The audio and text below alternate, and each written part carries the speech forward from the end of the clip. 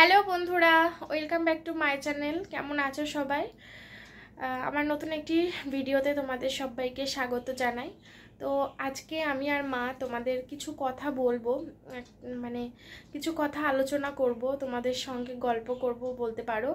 তো কালকে তো ঈদ ছিল, কোরবানির ঈদ। তো কালকে ঈদটা তো একদমই ভালো কাটেনি, আমাদের মন মানসিকতা ভালো ছিল না। তোমাদের অনেক রকম প্রশ্ন, অনেকের আবার অনেকে ভালো ভালো কমেন্ট করেছো, প্রচুর ভালো কমেন্ট এসছে, তার থেকে 10টা মতো খারাপ কমেন্ট এসছে। তো সে আসবেই, 10টা খারাপ কমেন্ট আসবে, এটা স্বাভাবিক। তবুও তাদের কিছু প্রশ্ন রয়েছে, তো সেই প্রশ্নটা আমি ক্লিয়ার করব বলে আজকের ভিডিওটা করছি আমি আর মা। কুরবানি কেন দিইনি সেটা আগের দিন বলেছিলাম, হয়তো অনেকে স্কিপ করে গেছে ভিডিওটা। তো আজকের ভিডিওতে আরও একবার বলবো, এবং কেন এতদিন আমরা কুরবানি দিতে পারিনি, এবছর কেন দিতে পারলাম না সে বিষয়েও তোমাদের জানাবো। তো চলো ভিডিওটা শুরু করা যাক, পুরোটা দেখো, তারপরে কমেন্ট করো সবাই, ঠিক আছে? বলছিলাম জানো তোমাদের, তোমরা কালকে তো ঈদ ছিল তোমরা জানো। তো কালকে তো বেশি ভিডিও করতে পারিনি, একটা ছোট ভিডিও দিয়েছিলাম তোমাদের সামনে যতটুকু পেরেছিলাম। প্রায় দিন দেখবে আমার ভিডিওটা কিন্তু ছোটই হয় এখন, প্রায় 20 মিনিট হয় না, কেন তা কি জানি। অতিরিক্ত গরমে না ভালো লাগে না, কোনো কাজ করতে গেলেই তো বলো গরম লাগে, এবার তার উপরে যদি ক্যামেরা অন করে করা হয় আরো বেশি বিরক্ত লাগে, এমনি ভালো লাগে না। তো যাই হোক, ওসব ছাড়ো। তোমরা অনেকে কমেন্ট করেছো যে কোরবানি ঈদ কিন্তু কোরবানি দিল না কেন। তো এই উপলক্ষে আমি আগের দিন ভিডিওতে বলেছিলাম যে কোরবানির দিনই কারণ, একটাই কারণ, যেটা হচ্ছে এই বছর আমি কোরবানি দিতে পারতাম, আমার পাপা বাড়ি নেই, তো বাড়ির মানুষ বাড়ি নেই, আর এতকাল আমাদের কোরবানি দেওয়ার সামর্থ্য ছিল না, এতকাল ছিল না। কোরবানি দিতে গেলে কি কি লাগে জানো মা? অনেক কতটা সোনা, কত ভরি সোনা থাকতে হবে, টাকা থাকতে হবে, জমি থাকতে হবে, মানে একটা নির্দিষ্ট একটা থাকতে হবে, তারপরে কোরবানিটা জায়েজ হবে, কোরবানি দেয়া যাবে, সেই মানুষ কোরবানি দিতে হবে, নইলে তার পাপ হবে। কিন্তু আর আমাদের সোনা বলতে কি বলতো, এই যে আমার এই পলা আংটিটা গিফট পেয়েছি, এইটুকু আমার সোনা, আর আমার এই ছোট্ট একটা কানের আছে, ওইটুকু হচ্ছে আমাদের সোনা, আর আমার শুধু ওই সেরেপ নাকেরটা, তাও কেনা হচ্ছে এখন আপাতত, আমাদের রয়েছে মার এই নাকেরটা, আর আর আমার এইগুলো তো গিফট, জানো, এগুলোর কথা বাদ দাও। তো দুঃখ করি না, সোনা নিয়ে আমার এক ফোঁটা সোনার প্রতি ইন্টারেস্ট নেই, তবু সোনা তো লাগে বিপদ আপদে, আমাদের সোনা ছিল, আমি কোনোদিন চোখে দেখিনি আজ পর্যন্ত সোনা। আমার মার ছিল, সেগুলো সব গেছে, চোখে দেখলামও না কোনোদিন, কিন্তু সেগুলো সব গেছে। তো দেখবে কি করে, তখন ছোট মানুষ, তুই তখন বসনি, ছোট মানুষ, তো অনেক ঝড়ঝাপটা জীবনে পেরিয়ে গেছে, এখনো তোমাদের সঙ্গে কিচ্ছু শেয়ার করা হয়নি। তবে আমি যবে থেকে বড় হয়েছে আমি ঝড়ঝাপটা দেখিনি, অশান্তি দেখেছি সংসারে, অভাব দেখেছি, আবার সুখ দেখেছি, সব রকম দেখেছি, কিন্তু তার আগে, আমি হওয়ার আগে যে একটা ইতিহাস ঘটে গেছে, সেই ইতিহাসের সাক্ষী আমি ছিলাম না, তখন তুই বসলি, সেটাই তো বলছি, তখন আমি হইনি। তো যাই হোক, পরে বলছি সেসব কথা। আর কুরবানিটা নিয়ে আমি তোমাদের বলেছিলাম যে আমি কুরবানি এবছর দিতে পারতাম, কারণ এতকাল যেহেতু আমাদের সামর্থ্য ছিল না, এখনো যে ভীষণ সামর্থ্য হয়েছে সেরকম কোনো ব্যাপার নেই, তবুও তোমাদের ভালোবাসায় আমার একটা প্রতি মাসে একটা ইনকাম আসে, প্রত্যেক মাসেই আসে, যবে থেকে ইউটিউব মানে টাকা পাওয়া শুরু করেছি তবে থেকে কম বেশি প্রত্যেক মাসেই আমার ইউটিউব পেমেন্ট আসে, যতটুকু আসে আমি একদম পুরো মানে স্যাটিসফাইড, মানে যতটুকু আসে। তো সেই থেকে ভেবেছিলাম এবছর দেব, কিন্তু এবছর পাপা বাড়ি নেই, পাপা না বাড়ি থাকলে আমি নিজের টাকায় একটা কুরবানি দেব, আমার বাড়ি কুরবানি হবে, মাংস হবে, সেই মাংস সবাইকে দান, মানে সবাইকে দেয়া থেওয়া হবে, কারণ আমাদের কুরবানির মাংস 3 ভাগে ভাগ করতে হয়, আত্মীয় স্বজন, পাড়া প্রতিবেশী, আর হচ্ছে গরিব ভিখারি দিন দরিদ্র মানুষ, মানে যারা পায় না তাদের ভাগাভাগি করতে হয়, তারপরে নিজেদের ভাগে রাখতে হয়। তো নিজেদের ভাগের থেকেও তখনও যদি কেউ আসে তো তখনও তাকে দিয়ে দিতে হবে, নিজেদের জন্য অল্প একটু সামান্য রেখে। তো এটাই হচ্ছে নিয়ম। তো সেখানে এইসব এত কিছু হবে আর সেখানে পাপা বাড়ি থাকবে না, তো সেটা তো হয় না বলো। তো সেই জন্যই আমি এবছর দিইনি, তাই তার পরিবর্তে কিছু টাকা আমি কিছু মানুষকে দিয়েছি, তো কিছু মানুষকে আমি দিয়েছি, তোমরা বলছো যে ডান হাত দান করলে বাম হাত জানতে পারবে না, তো আমি জানাতাম না, আমি তো দিয়েছি অনেকদিন হলো বলছো বলে তাই জানালাম, তোমাদের সঙ্গে শেয়ার করলাম সেটা। কারণ অনেকে বলবে যে কেন দিলে না, শুধু তোমাদের সঙ্গে শেয়ার করলাম, তাছাড়া আদার্স কারোর সঙ্গে শেয়ার করিনি। আর তোমার হচ্ছে আমার জীবনে তোমার হচ্ছে কুরবানি কি করে হবে, কোনো সামর্থ্যই নেই, কোনো সক্ষম নেই। আমার স্বামী দর্জি কাজ করে, সেলাই কাজ করে, বিদেশে থাকে, বাইরে বাড়িতে দর্জি কাজের কোনো নেই যে কাজ করবে। বাড়িতে যখন থাকতো তখন শুধু কি হতো বলো তো, আমি দেখেছি অশান্তি হতো, অশান্তি, ঝগড়া, মানে আর্থিক না থাকলে যা হয়, পেট জ্বালা করলে যা হয়, মানে অশান্তি। বাড়িতে যখন কাজ করতো সংসারই চলতো না, এরকম অবস্থা দিন রাত। এবার আমি যখন চাকরিতে ঢুকেছি তখন আমার 800 টাকা মাইনে, 800 টাকা মাইনে। 800 টাকায় কি হয় বলো?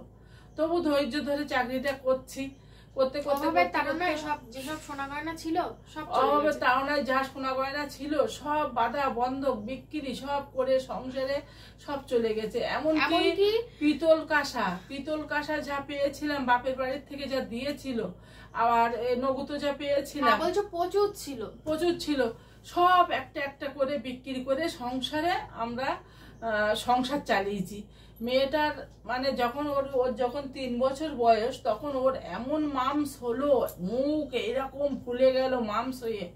অভাব কষ্ট কি করব, সন্তানের কষ্ট দেখতে পাচ্ছি না।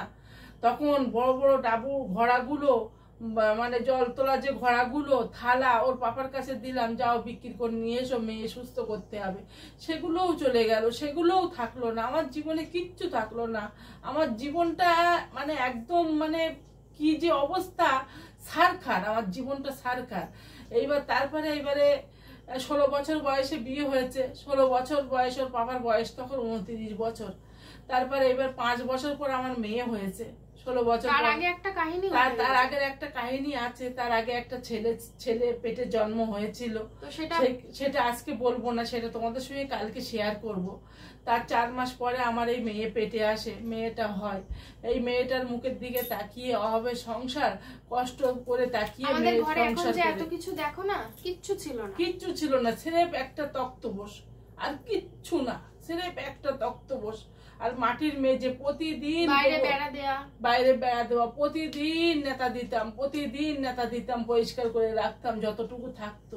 তবুও মনের মধ্যে কষ্ট হতো, রাগ হতো, তবুও আমি কিছু মনে করতাম না। কারণ আমার মা যে পরিবেশে ছিল আমি বিয়ের আগে যে পরিবেশে ছিলাম, এখানকার যে পরিবেশ আমার শ্বশুর বাড়ি, সেই পরিবেশের সঙ্গে আমার অ্যাডজাস্ট করার মতন কোনো রকম ক্ষমতা আমার নেই। কেন, ওদের পরিবেশ একদমই ভালো না। আমার ভাগ্য এখানে লেখা ছিল, তাই আজকে আমার কপাল এখানে নিয়ে এসছে। না তো আমি যে ঘরের মেয়ে, আমি এই পরিবেশে আমার থাকার না। তখন আমি ওর পাপাকে নিয়ে তখন আমি ভাড়া ঘরে চলে যাই, ভাড়া ঘরে থাকি। 4 বছর ভাড়া ঘরে থাকার পরে আমার শ্বশুর এখানে জমি দিল। তারপর আমরা আস্তে আস্তে মেয়ে জন্ম হওয়ার পরে সেই মাসে ধান উঠে ধান বিক্রি করে আমাদের ভিত করা হলো। একটা ঘর, একটা বারান্দা বাপের বাড়ির থেকে সহযোগিতা করার পরে আর আমরা নিজেরা দিয়ে তারপর এই ঘরটা ঠাঁই হলো। এমন অভাব ছিল মানে কি বলবো, মানে সে সাইকেল গুলো পর্যন্ত বিক্রি করে দিতে হয়েছে, এমন অভাব ছিল। তো সেখান থেকে তো আমরা কুরবানি দেওয়ার স্বপ্ন ভাবতেও পারিনি। আর মন খারাপ লাগতো, বাপের বাড়ি সব কুরবানি হয়, আমি এখানে এসে কুরবানি হয় না। আর এমন অভাব কষ্ট তুমি যাও না, চাকরি করেছি করেও আমার হাড়িতে চাল উঠেনি, এইরকম অবস্থা আমার হয়েছে, এরকম দিন গেছে আমার। তার থেকে আমরা এখন অনেকটা ভালো আছি। সেই জন্যই ভেবেছিলাম যে বন্ধুরা এই বছর আমি কুরবানি দেব, কিন্তু দিতে পারলাম না। ওই যে একমাত্র পাপা বাড়ি নেই। এবার তোমরা অনেকে একজন না দুজন কমেন্ট করেছিলে যে কুরবানি তো দিতেই পারতে, কাউকে ডেকে কাজগুলো করিয়ে নিতে পারতে, মানে যে কাটাকুটি যেসব বা যেগুলো করতে হয়, তো কাউকে ডেকে নাই করিয়ে নিলাম। কিন্তু পাপা যে বাড়িতে নেই, আমি নিজে আমার নিজের টাকায় এরকম বড় একটা কাজ করবো এত বছর পরে প্রথম এই বলতে গেলে, তো সেখানে পাপা থাকবে না, কেমন লাগে বলো তো? সেই জন্যই বাবা ভিডিও দেখবে, ওর বাবার মনটা কত কষ্ট লাগবে যে আমাদের কোনোদিন সামর্থ্য ছিল না, মেয়ের সামর্থ্যই আজকে কুরবানিটা হচ্ছে আর আমি থাকতে পারলাম না। ওই জন্য আমরা ওই জন্য আমাদের মন মেজাজও ভালো ছিল না, সেই জন্য কালকের ঈদটা ভালোও কাটেনি। কারণ আমাদের পাপা যেহেতু বাড়ি নেই, সেই জন্য ঈদটা অতটা ভালো কাটেনি। কোরবানি ঈদ, হ্যাঁ এর আগের ঈদে তোমরা দেখেছো যে কত আনন্দ করেছিলাম আমরা, পাপা বাড়ি ছিল, কত আনন্দ, কত রান্না বান্না মজা, এক মাস রোজা করেছিলাম। তারপরে ভোর 4টায় উঠে রান্না বান্না শুরু, গজল শুনতে শুনতে পাপা মানে সবজি কেটে মানে এই করে দিচ্ছে, মানে কুটে কুটে দিচ্ছে, মা রান্না করছে, আমি ভিডিও করছি। তারপরে লুচি বেলা, কাকিরা সব ছিল একসাথে লুচি বেলা, মানে নতুন সাজাগোজা করা, মানে কত কিছু হয়েছিল রোজার ঈদ। তো রোজার ঈদের কথাটা ভেবে কালকের দিনটা আরো বেশি মন খারাপ ছিল। আর যেহেতু কুরবানি দিতে পারিনি এবছর সামর্থ্য থাকা সত্ত্বেও, সেইটা নিয়েও মন খারাপ ছিল। তার জন্য কালকে তোমাদের কাছে ভিডিওটা খুবই ছোট হয়েছিল। আজকে আমার জীবনের যে কাহিনী বন্ধুরা, আমি যদি কাহিনীটা লিখি তা আমার একটা ডায়েরি শেষ হয়ে যাবে, পুলিশ ফাইল হয়ে যাবে, পুলিশ ফাইল হয়ে যাবে। আমার যা কাহিনী, আমার যা করেছে আমার শ্বশুরবাড়ির লোক, আমার যা করেছে অত্যাচার, নির্যাতন, মার, মানে তোমাদের সঙ্গে কালকে থেকে শেয়ার করব। প্রথম পার্ট কালকে দেব আমি তোমাদের সঙ্গে। তবু সেই সহ্য করে এই অভাবের সংসারে এই সন্তানের মুখের দিকে তাকিয়ে আজকে আমি এখানে সংসার করে গেছি। আমার বাচ্চার মুখের দিকে তাকিয়ে, যে না আমার বাচ্চা, আমি বাচ্চা পেলে কোথায় যাব? বাচ্চা পেলে তো থাকতে পারবো না আমি। আমার যতই অভাব হোক, কষ্ট হোক, আমার সন্তান পেলে কোথাও যেমন অভাব ছিল, কিন্তু আমার বাচ্চাকে খুব কেয়ার করে রাখতাম। এমনই অভাব জানো বন্ধুরা, এমনই অভাব যে আমার মায়ের যে বাপের বাড়ি রয়েছে, তো সেখানে আমার মায়ের মা বাবা তো কেউ বেঁচে নেই এখন, তারা কেউ আর বেঁচে নেই, অনেকদিন হলো তারা মারা গেছেন। তো আমার মা যেসব ভাই বোন রয়েছে, 4 বোন 3 ভাই রয়েছে, তো তাদের সবার জমি তো তারপরে ভাগে ভাগে ভাগ হয়ে যায়, সবার ভিটে বাড়ি ভাগে ভাগে ভাগ হয়ে যায়। আমাদের মাঠের জমি নেই, যেহেতু আমার বাবা চাকরি করতো, তো মাঠের জমি ছিল না। বড় ভিটে বাড়ি, অনেক বড় ভিটে বাড়ি, অনেক ভিটে বাড়ির জমি, তো সব ভাগে ভাগে ভাগ হয়ে যায়। তো আমাদের এমনই দিন হয়েছে যে আমার মায়ের সেই জমি বিক্রি করে টাকা নিয়ে আসতে হয়েছে। এমন অভাব, বিক্রি করে টাকা নিয়ে আসতে হয়েছে বাপের বাড়ি থেকে। কোনো মেয়েরা চায়? এটা কত বড় লজ্জা, কত বড় কষ্টের জায়গা। তো ওই জন্যে এমনই কপাল, মানে কি বলবো, নইলে এত কষ্ট না হলে, এত অভাব না আসলে কি কেউ ওই জমি বিক্রি করে? তোমরাই বলো। একমাত্র আল্লাহ জানে যে কোন পরিস্থিতিতে দাঁড়িয়ে ওই জমি বিক্রি করতে আমার মা বাধ্য হয়েছিল। যদি কোনোদিন এরকম অভাব না আসতো, তাহলে কি ওই জমি বিক্রি করতো? নিজের বাপের ভিটে, বাপের জমি কেউ কোনোদিন বিক্রি করে বন্ধুরা বলো? তো সেই জন্যই তারপরের থেকে আমার মায়ের বাড়ির, মানে আমার মায়ের বাপের বাড়ির কারোর সাথে তেমন আর কোনো সম্পর্ক নেই। তারপর থেকে তেমন বোঝা উচিত যে ওর অভাব, ওর কষ্ট, না বোঝার দরকার নেই। তারপরে থেকে আর কোনো সম্পর্ক নেই। আর আমার মায়ের বাবার বাড়ির লোকেদের সঙ্গে কেন, মায়ের বলছি, আমার মায়ের শ্বশুর বাড়ির লোকেদের সঙ্গে কেন সম্পর্ক নেই সেটা তোমরা পরে যে ভিডিও দেবো, তাহলে তার থেকে তোমরা মানে একদম ক্লিয়ার হয়ে যাবে যে কেন কালকে বলবো তোমাদের কেন আমার মায়ের শ্বশুর বাড়ির লোকেদের সঙ্গে কেন সম্পর্ক নেই। তোমরা অনেকেই বলো। তো আমাদের সবাই আছে কিন্তু কেউ নেই, সবাই আছে কিন্তু কেউ নেই।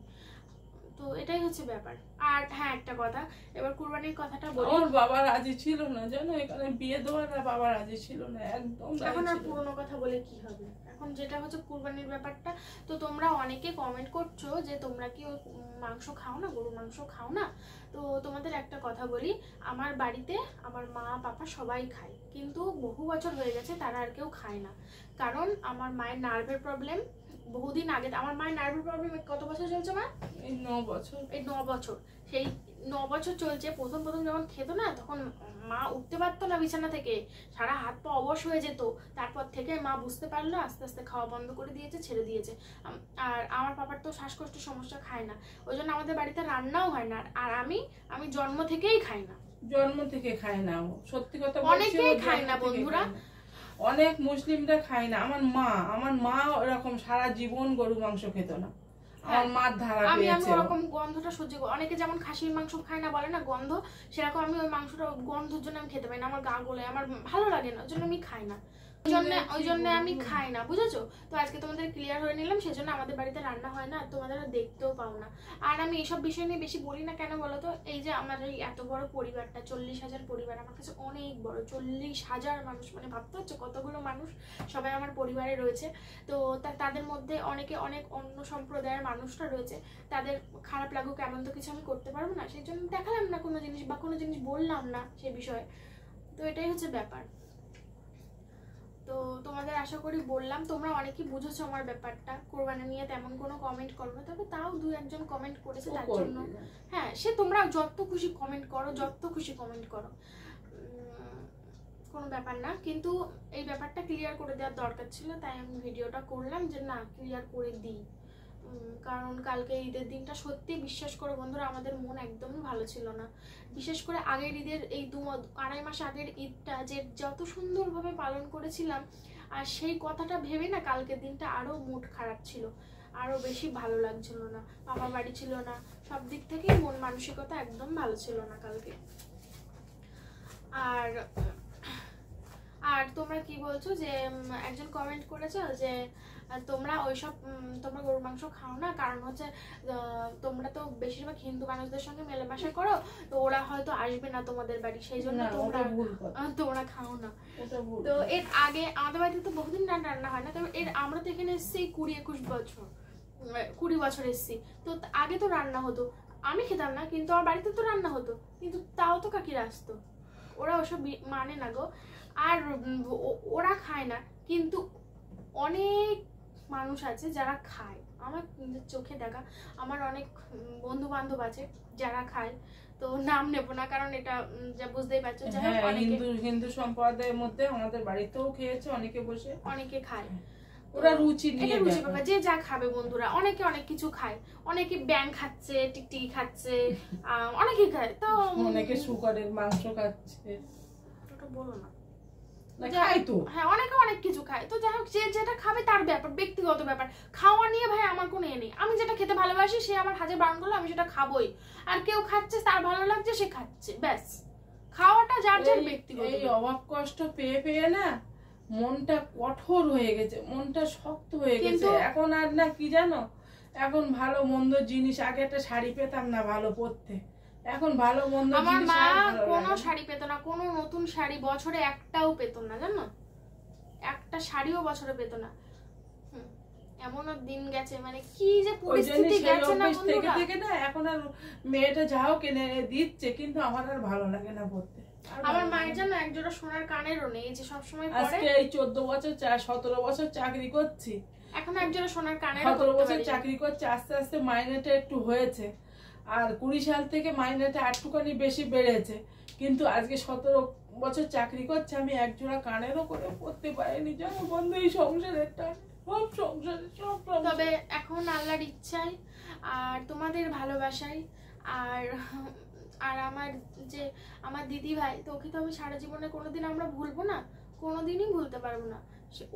ও যে আমাদের কাছে কোন জায়গায় অবস্থান করে সেটা একমাত্র উপর আল্লাহ জানে, আর সারা জীবন থাকবে। হ্যাঁ, ওকে আমরা খুব ভালোবাসি, আসে আসুক, কিন্তু ওর ভালোবাসাটা আমাদের কাছে আছে, আমাদের সঙ্গে। তো ওর মানে কি বলবো, ওর সাপোর্টেই তো আমার ইউটিউবে আসা, ওর হাত ধরেই আমার ইউটিউবে আসা।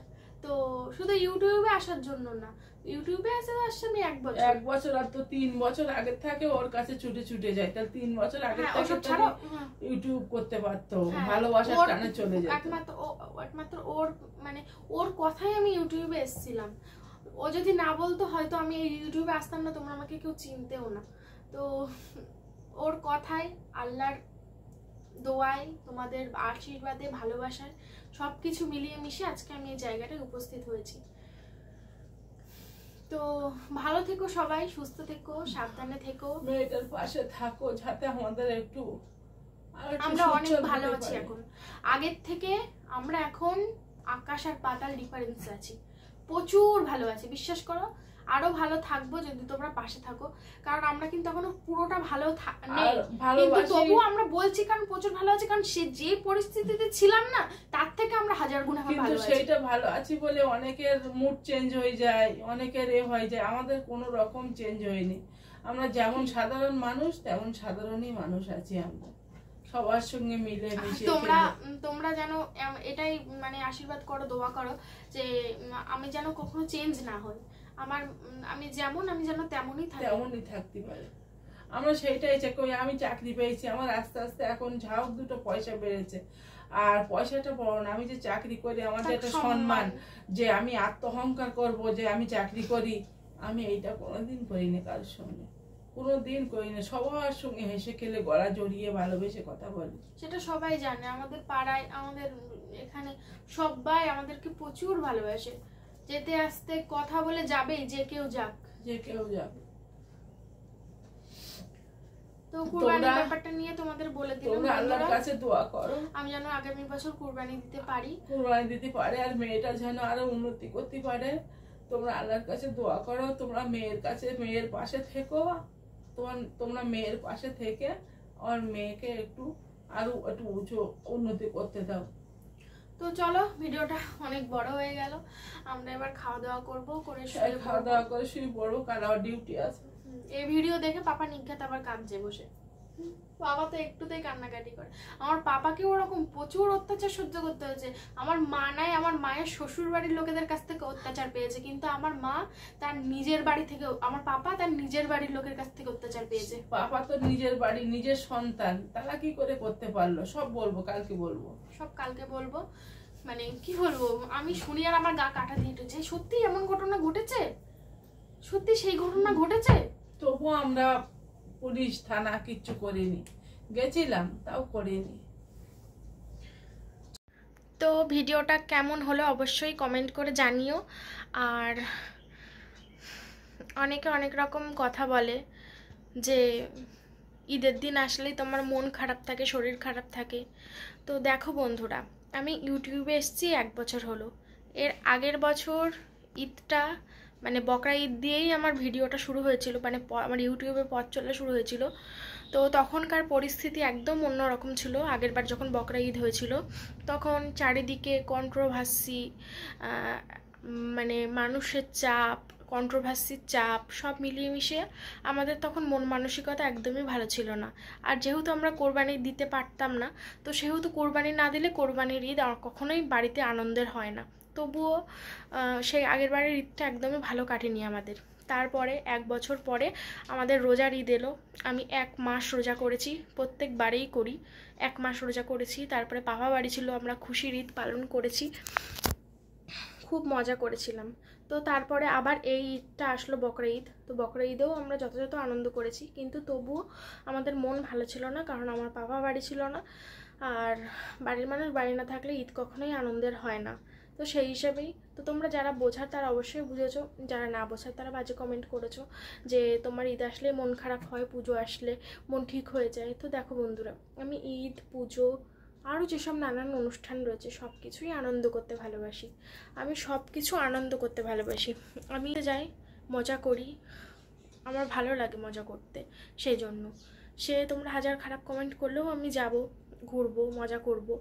এমনকি আমার নিজের ধর্মটাকেও আমি যথাযথভাবে পালন করার চেষ্টা করি। সেটা আমি কিভাবে আমার ধর্ম পালন করব সেটা আল্লাহ জানে, আমি জানি। আমি যতটুকু পালন করছি আমি ততটুকু পুণ্য অর্জন করব, মানে সোয়াব অর্জন করব। আর যতটুকু আমি পাপ করব সেটা তার ফলস্বরূপ আমাকেই ভোগ করতে হবে।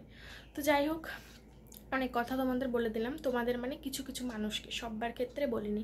কারণ এখানে যদি আমার 80টা কমেন্ট আসে, তার মধ্যে 70টা ভালো কমেন্ট আসে, 10টা খারাপ কমেন্ট আসে। তো সেই 10টা খারাপ কমেন্ট নিয়ে আমি একদমই মন খারাপ করি না, কারণ বাকি যে 70 জন রয়েছে তাদেরকে আমি বেশি প্রায়োরিটিটা দেব। তারা আমার ভালোবাসার মানুষ। যারা খারাপ কমেন্ট করে তারাও আমার ভালোবাসার মানুষ। তো সবাই ভালো থাকবে, সুস্থ থাকবে, সাবধানে থাকবে। আজকের ভিডিও এখানে শেষ করছি, দেখা হবে পরবর্তী ভিডিওতে। আর তোমরা যদি এই ভিডিওতে রেসপন্স করো যে আমি আমার মায়ের ঘটনা তুলে ধরবো কিনা, তাহলে আমি পরের ভিডিওতে আমার মায়ের জীবনের ঘটনা ফার্স্ট পার্ট নিয়ে আসবো। ঠিক আছে?